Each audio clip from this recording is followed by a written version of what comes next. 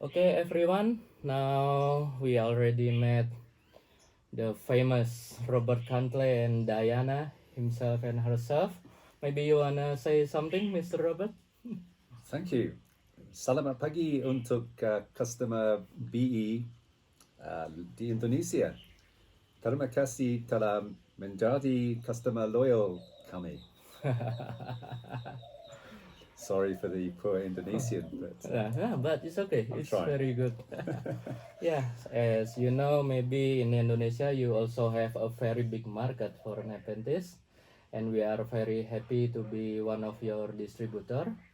And maybe just for our Indonesian fans or loyal customer, can you please elaborate what makes you and Diana so passionate about Nepenthes? Well, firstly, we're very pleased to have you as a customer. It's a pleasure. Yes. Nepenthes have been part of my life since I was very young. Oh. I was a teenager, and like everybody else, I grew a carnivorous plant and Oh. killed it, like everybody else. Oh. But then I went to live in Brunei, which is in Okay. the north part of Borneo, and the Nepenthes grew uh, in the wild, in the hillsides just behind the house where we lived, and I was fascinated by them. And there was not much information on them, so Oh. it was a matter I of going see. up the hill and finding Rafflesiana and Gracilis, and eventually Albo Bicalconata, marginata Upper and Marginata, and Oh. then Mirabilis, the Echinostoma form. And I Oh. just found them very interesting. I see. So I spent 10 years in Brunei and took a big break from a career Oh. to explore and search for new species or whatever I could find that was interesting. And So. for me, I've always had a passion for plants. And Oh. when I met Robert, he needed somebody to help with growing them. He wasn't very good at growing them. It's true. And, It's true. and I my think- friends were not surprised because I went from teaching to a specialist in growing Nepenthes. But Oh. my friends said, well, we're not surprised because wherever you go, there's always a seed pack in your hand. I see. So I always was interested in growing plants. So actually, you are the one who has green thumbs, right? I've got the green.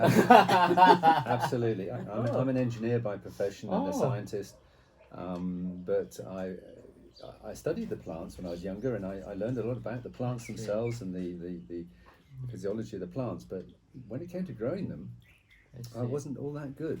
Oh. And Diana, as you said, green thumbs. So it's kind of reverse to me. Me and my wife also develop our own nursery, like you, and I has the green thumbs and the more into research or science, and my wife is only like my managers.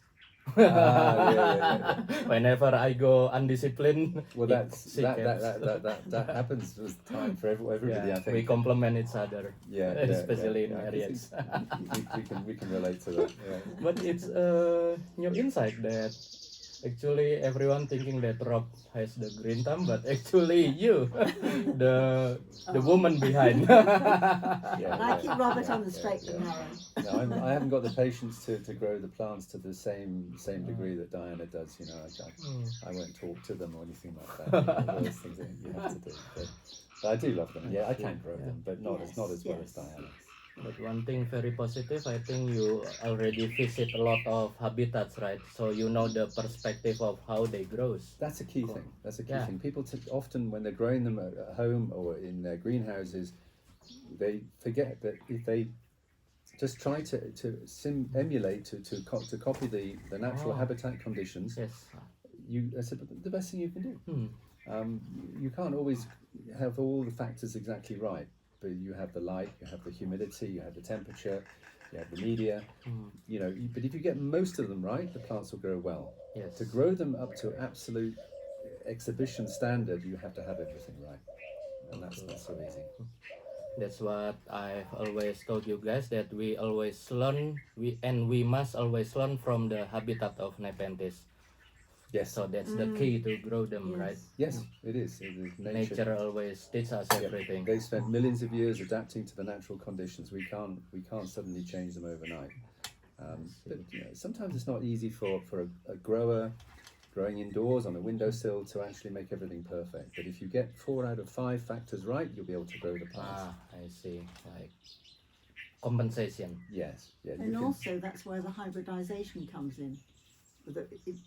With our hybrids, it makes it more easy for our To clients grow, and to customers acclimate and to- people who just Yes. love plants Yes. to grow them because they're more Figure. they can adapt more easily to different environments, so see. they're not so species can be really difficult to grow. Of course, as you know, if you cross a lowland with a highland plant, you get a plant which is probably quite temperature tolerant. Intermediate, technically, but because it hasn't spent millions of years growing in that temperature, intermediate temperatures, it will also probably tolerate lower and higher temperatures as well. And some of the hybrids we've developed for the mass market, and there's one in particular called Bill Bailey, parentage is Singulana ventricosa.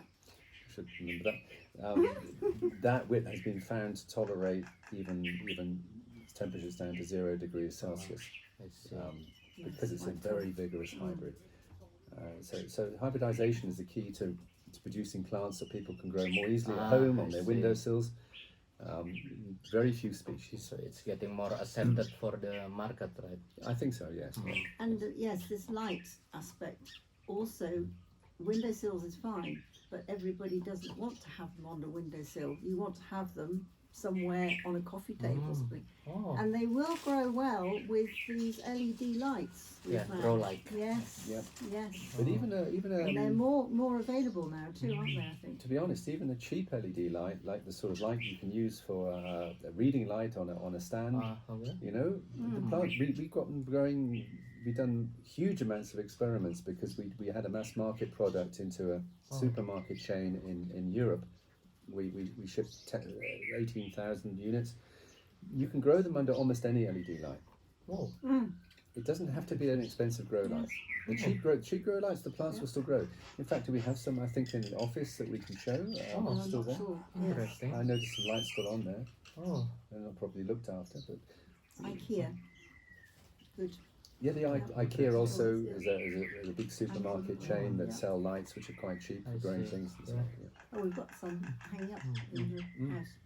So we're gonna see the example, and this is a new insight for us Indonesian people. Usually we give the strongest grow light we can have, but for Nepenthes hybrid, they can adapt even into more low level of light, right? We think so. Interesting. Because as the plant gets closer to the light, if it gets twice as close to the light, the intensity is a factor of 4. It's the inverse square law, and it doesn't seem to make much difference. So we don't find them that providing all the other factors are good. I see. Yes. And also we developed hybrids where the roots will grow in water, underwater completely. Ample hybrids have that characteristic. So you can then grow it hydroponically. We can show you some later, which are growing literally with their roots in the water, when the water has the nutrients. Yeah, it's easy that way. Interesting. In Indonesia, usually we grow especially lowlanders like Bikal Charita, Ampularia, and their hybrids using plate. So when the pot is this high, the plate is gonna be this high. So actually, the roots also grows in water, semi-aquatic like that. Water, We create a big bowls or Yes. a big saucer and So put you've got the some pots in humidity there. going on. Yes. But only some species or Of hybrids course. will tolerate that because of the natural habitat they grow in. You're talking about swamp-growing species like Bikal Charita and Balaria, a few others. They grow with their feet submerged, their roots submerged in water completely, and they make good hybrid parents for hybrids which also can grow in very wet media.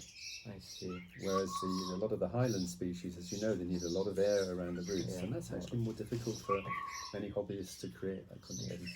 But then in Indonesia, you must have humid conditions in many areas. Yes, better which you humidity. can grow in the gardens. Yeah, Yes. like usually we got around 50 to 60% in this afternoon like this, and at night we got 70 to 80.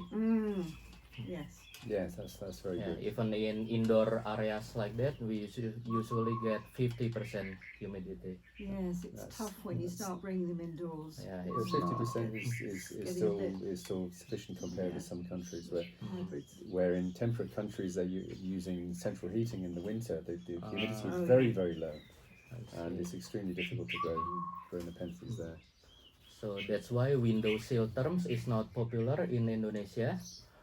Usually we ask about, is this plant compatible as windowsill plant? They are not asking that kind of question, but usually they ask, can this plant grows without misting and paranet or shading? Yep. So it's different concept.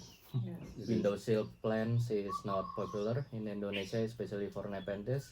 But usually they ask that, can this one grow without misting? Yeah. To keep the humidity high. It is a different concept, and Yeah. in many Western countries they have very low light levels for a lot of the year. They have to either have artificial lights or grow them on the windowsill, Oh, and they need high humidity as well. And sometimes the only places they can grow them are on the windowsill in a bathroom or the kitchen above the I sink. see that. It makes a difference.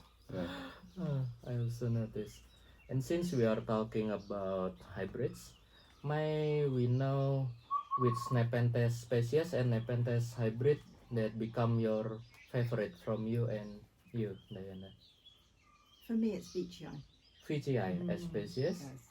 Oh, I find it the barrio form or Yes, the barrier. And Veitchii and I think Inermis. Beautiful. I didn't know that. Mm. That's interesting. stunning. That's interesting. It's very difficult to choose, isn't it? I think I probably like the toothy ones. Velosa is a fantastic species because it's toothy and compact. It's not on a long pitcher. It's a really fantastic plant in my opinion, but very difficult to grow. And the other one, I think, that because of its uniqueness and also because it's what I found it when I was very young in Brunei and nobody had seen it there before, is Charita. Oh, It's just so unique and so beautiful. But they're all fantastic, aren't they? It's very Yeah, difficult to they're say all- this one is lovely and that one's not so good. Oh yes, it's Yeah. Platyphylla is fantastic too. yeah, that's one also one of my favorite because for me personally, I really love Maxima complex. Do you? Yeah. Yeah, it's a very big complex. Uh, Interesting. Yes, wavy leaf maxima is yeah, beautiful. and I think that Platyphylla also have some similarity that falls into Maxima categories, right? I don't know if you consider whether Maxima is really one species or it should be split into by complex like It's a complex- Fusca. Yeah, it's Elf. the whole complex, right? Yeah. But it's Oh, interesting Right, answer. yeah, it is. And that is the species. And how about the hybrid? You already made so many hybrids, right? But Do you have your own favorite? In my opinion, Mother Nature makes the best hybrids. Ah, I personally, again because of the personal thrill of seeing one in the wild when I was young, I think Prismadiensis is a wonderful hybrid. oh, Really lovely. Oh, I thought you were going to say Alice Putrana. Alice yeah. I Putrana. also thought that you choose Alisa Putrana. Alice Putrana, okay, probably because of the physical sheer size of the first picture I ever saw. It was a photograph of me as a Yeah, young, it's very famous. very young man, but It's you, right? that picture, we cut that picture and we shipped it to UK, Ah, and it was exhibited on the Chelsea Flower Show 1 week later, and it featured on all the newspapers and everything. wow. Just the Into picture, headlines. because nobody had ever seen anything Wow. that big before. I still think it's one of the biggest pictures I've ever seen, except maybe the Cebuenensis Marilliana crosses we have now might be bigger than that. Oh, I see. Yeah. So that's very interesting concept that I also noticed from BE that you always intend to create the natural hybrid, recreation of natural hybrid, right? That's a personal thing Oh. with me. I just get a great deal of enjoyment out of recreating a natural hybrid, or sometimes using species which grow in the same area, Excuse me. so that a natural hybrid Feed. is Yeah. a natural hybrid is likely to have occurred some time in the past. I see. You can have 3 species which grow on Mount Kinabalu, and maybe nobody's ever seen the natural hybrid between those 3 species, but statistically speaking, it would have existed some time in the past. I just enjoy that. Oh, very nice. Yeah. So it's kind of like your personal passion, right? Yes. Yeah. Oh, interesting. People like to breed hybrids for different things. Teeth. There's a lot of things going on with Edwardsiana crosses now coming out of the United States. I like those too, but I still think it's very difficult to beat the squat toothy hybrids. But I like Cebuenensis hybrids, particularly. The waxy pictures and the physical size that they impart to the hybrids is really quite impressive. You can say that about Rob Cantley though as well. I wasn't going to talk about that. But I will instead. Okay, let's tell a story about No, it. you were saying about that they were, the Cebuenensis imparts a large, the size factor. Well, yeah, the Cebuenensis Murilliana, the Murilliana would give it the size, and the Cebuenensis gives that fantastic waxy texture, but they're huge pictures with a massive volume. Yes, and the fluted edge. I like that a lot. Yeah, some Rob Cantley hybrids are nice too, isn't it? Not bad. Yes, no, they're beautiful. You can go on and on. Jacqueline yes. with its fantastic peristome, Yeah, it's yes. great. very fantastic. And yes, and when you cross Jacqueline and Jamban with Spathulata, Spatula. then you get the volume of the Spathulata and the quantity of pictures, but it still retains, because the Jacqueline seems to be a very strong genetic. Dominant. Yes, dominant. For any of your viewers who haven't seen it, there was a video done with the ICPS about 6 weeks ago, which is on their website now, which is an hour and 40 minutes long. But we're talking about hybridization with Carnivero, with Drew from Carnivero and Josh from Predatory Plants. We're all discussing what we think makes a good hybrid. So since I'm working at Botanical Garden now, maybe when I go back to Indonesia, I must immediately subscribe for ICPS. Oh, right? I'll just send you a link to the video. It's on YouTube. So it's available on YouTube? Yeah, yes. Oh, I can send very you a link, nice. yeah. Okay, I'm gonna check it later. And regarding, since we are discussing and mentioning Rob Cantley, and maybe we in Indonesia are very curious about the story, how you found it, the history of Rob Cantley. Oh, the Rob Cantley eye. It was in 1997. We had a permission to go into an area of Mindanao that was being logged, and we actually had permission to go with the logging company, and we had permission to collect seeds, only seeds of anything which we wanted. This whole area had been devastated. All the huge trees had been lying on their sides, but we found this amazing plant, which, to cut a long story short, we only found 2 or 3 of them, but one of them had a seed head on it, and we got some seeds from it. We brought it back here, and we thought at the time it was probably a very nice truncata, because I never imagined I could find anything new. I see. So we brought it back here. We germinated only 9 plants altogether. Okay. And it wasn't for some time. We noticed it was a bit different. But there's one particular one which was very nice. You noticed. Again. Green thumb and good Yeah, night. she said this one's different. It's black. It's darker. It doesn't look like truncata. The peristome is different. The leaves are different. Yes. I see. So we exhibited it at the Chelsea Flower Show a couple of times, and That was a few years later. yeah, then it was filmed by Sir David Attenborough for a 3D documentary just after the Chelsea Flower Show. But we had a dried picture, and we gave it to. It was filmed at the Royal Botanic Gardens Kew, and we gave the dried picture to the staff there, the taxonomists, and they took the dried picture. Martin Cheek, who's the head taxonomist, was there, and he took the dried picture away. We sat in a corner for about half an hour with this dried picture, And then he came up to me and he said, "What is this?" And I said, Oh. "It's truncata, I think." And he said, "No, it's not truncata. The I glandular see. structure is wrong." And he said, "Can I have some herbarium material?" So we gave him some of our plant. And about a year or two later, he published the paper, which he didn't tell me. He was going to name it. It was a lovely surprise. Oh, it's a surprise. Yeah, it was a lovely surprise. And because shortly after we visited that area of Mindanao, that whole area became unviable for Nepenthes, and it was then presumed to be extinct in the wild. I see. It has been observed since, and there's a smaller version of it which is being circulated as nebularum, which is from a different part of Mindanao. Oh, different location. Yeah, I it's from a see. different location. The area of Mindanao that was logged, I don't think there's any there now.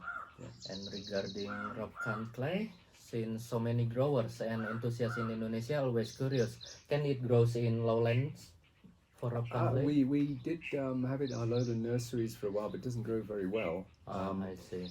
It's not, it's if I recall, the mountain is in about 1,700 meters, if I'm recalling correctly, Mount Pasian. Okay. So I think you can grow a lot of these things in the lowlands, but it's not. It doesn't. Not optimal. Not optimal. I see. No, you wouldn't get the same results. Okay. So it's answered. For rock cantley, at least we have to provide intermediate or a proper greenhouse. Of course, in Indonesia, you often have. It depends where you are, but you have. It's Depends very on hot. Yeah. Where do we live? Yeah. Yes. Okay.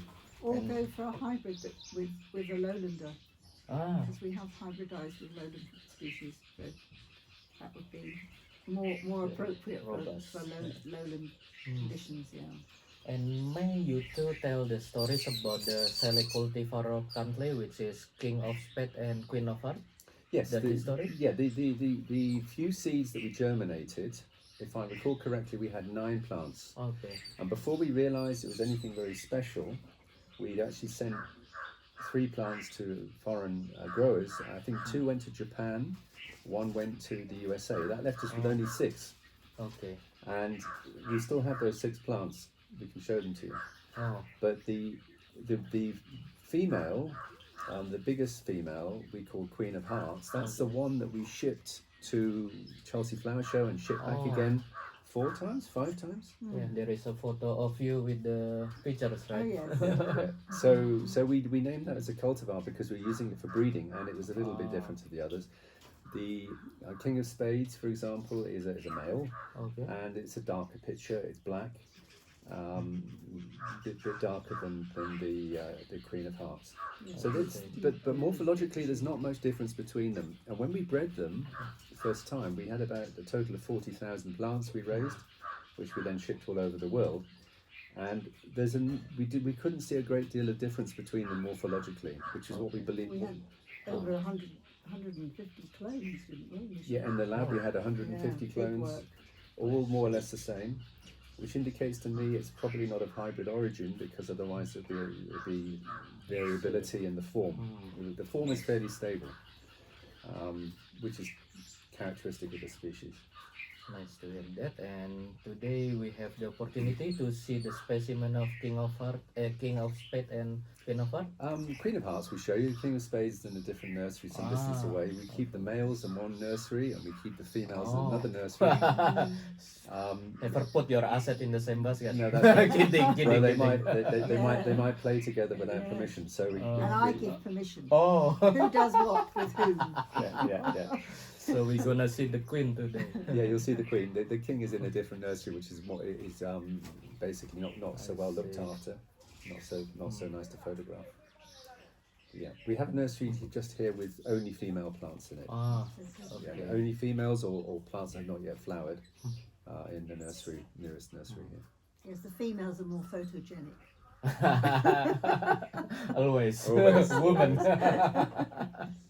Okay, maybe for the last question, in Indonesia, the hobbies tend to always argue about which soil mix is the best for Nepenthes. And I also read on the forums when you are active that I read that you state that some Nepenthes grows better in more alkali mix like campanulata maybe.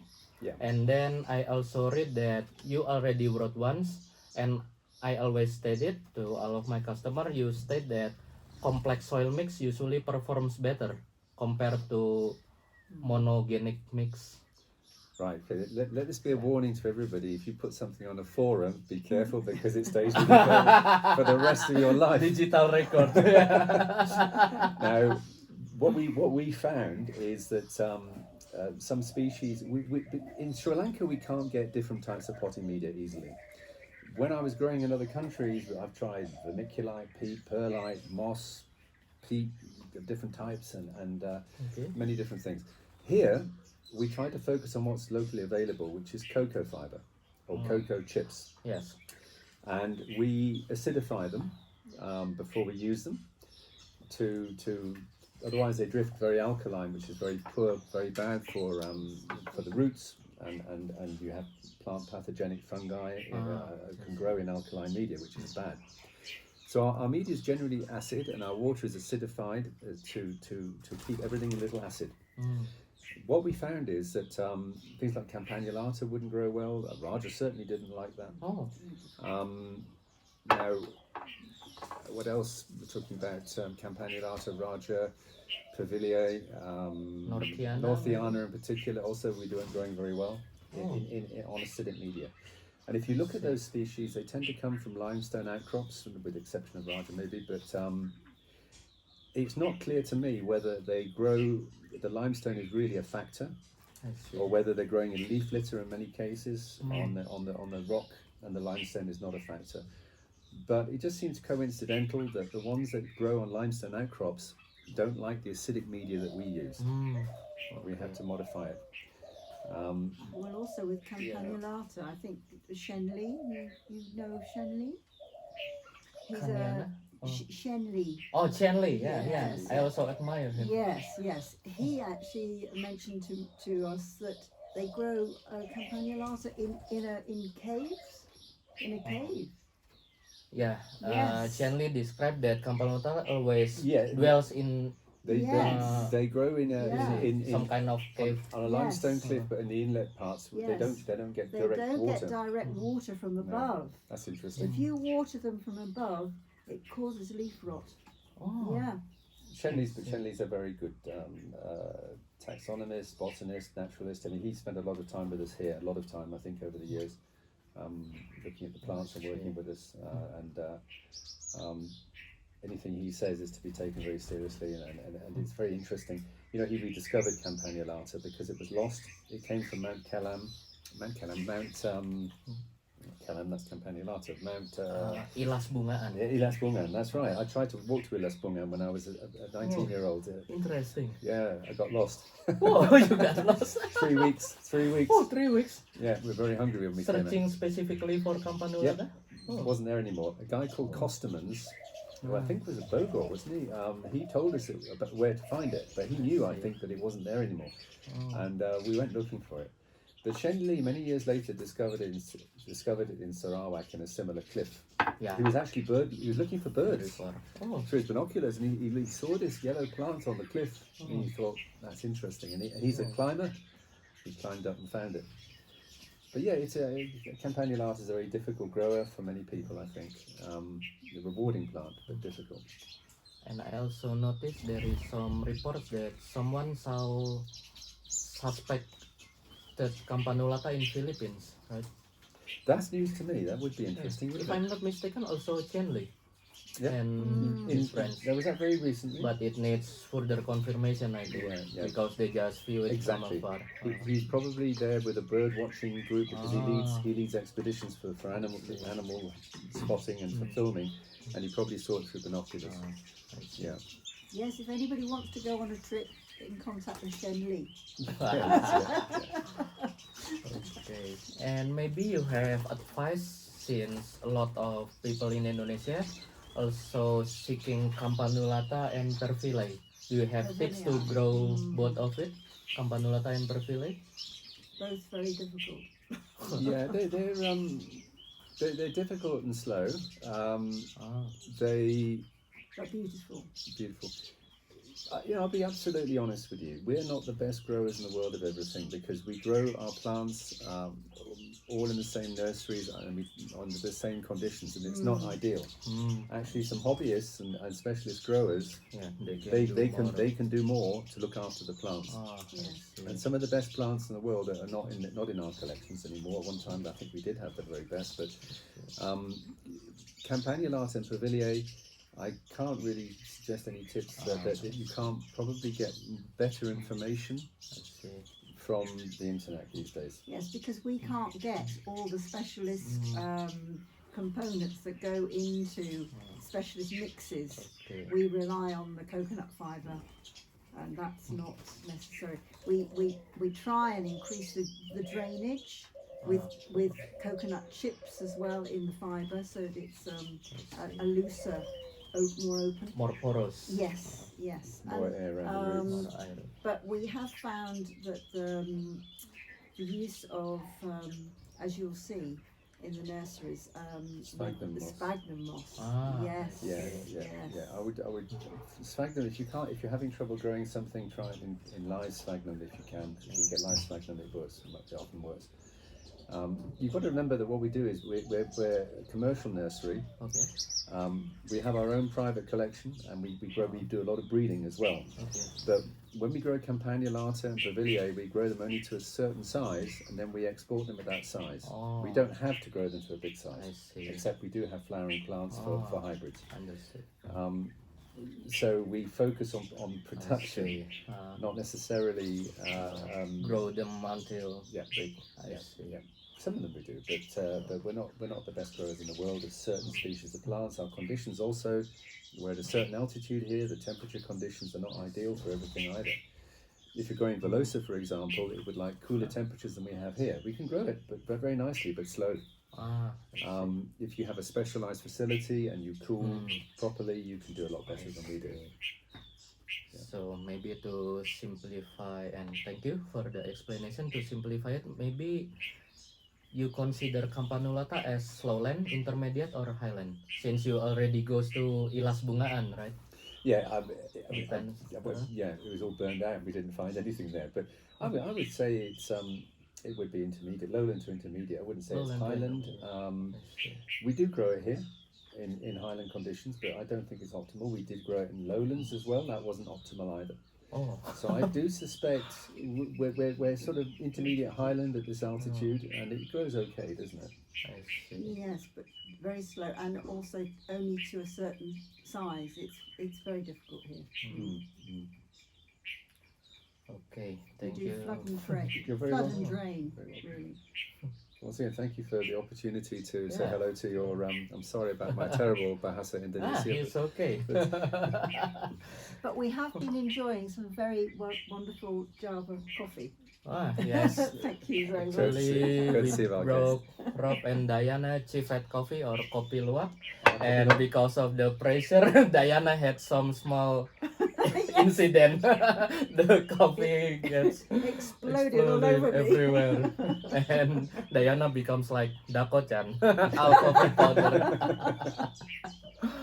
Yeah, maybe thank you for this opportunity, and since you two deliver a message regarding, in Indonesia and everywhere in the world, there is still plants getting poached everywhere and become critically endangered. Yes. You have a message maybe for our Indonesian people? I still chair the International Carnivorous Plants Carnivorous Plant Specialist Group of the IUCN, where we classify all the carnivorous plants as to what level of endangerment they are.